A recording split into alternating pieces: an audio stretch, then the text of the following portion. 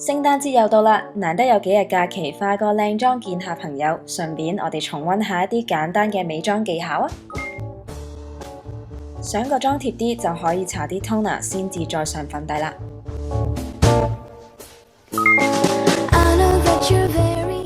成塊面都要搽足夠嘅防曬。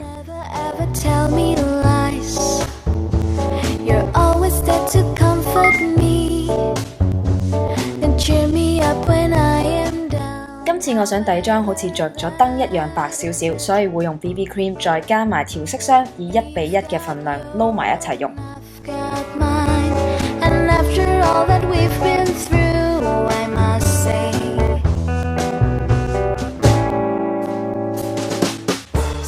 用點同埋拍嘅方式慢慢印上，如果毛孔粗大嘅位置就由下而上輕輕打圈，毛孔就會遮得比較好啲啦。跟住用粉撲印一印全面，底妝就會更加貼薄，多餘嘅粉底同埋油脂都會被吸走。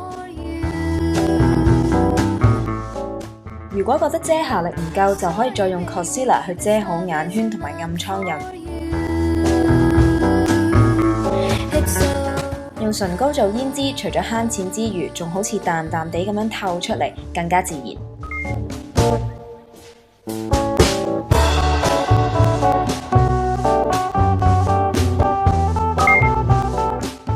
掃完碎粉之後就可以畫眉啦，用眉粉會更加容易掌握。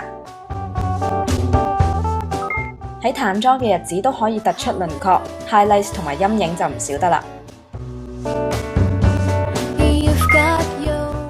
為咗更加有節日氣氛，我會用閃粉比較粗嘅香檳色眼影。想雙眼皮明顯啲，點少少啡色喺雙眼皮位，再推開佢，跟住就可以畫內眼線啦。如果淨係用眼線液，對眼可能會睇上嚟好惡㗎。先用眼線筆，再用 liquid 去畫一啲尖細嘅線條，就會柔和好多啦。想雙眼睇落有神啲，喺下眼尾嘅1/4同埋眼頭嘅1/4都畫一條眼線，中間位用粉紅色連接住，最後點少少銀白色嘅線粉，對眼就會水汪汪啦。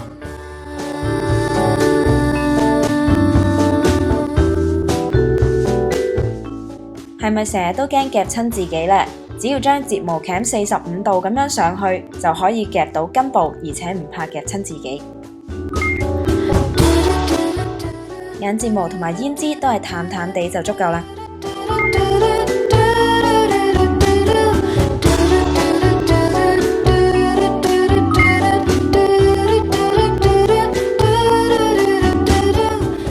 搽埋唇膏，成個妝就完成啦，但係髮型都一樣重要。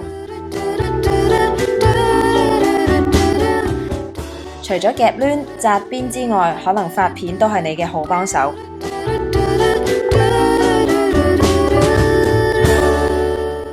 今日呢個妝會適合比較少化妝或者中意低調嘅朋友，想有啲變化嘅，留意聽日嘅介紹，睇下啱唔啱你啦。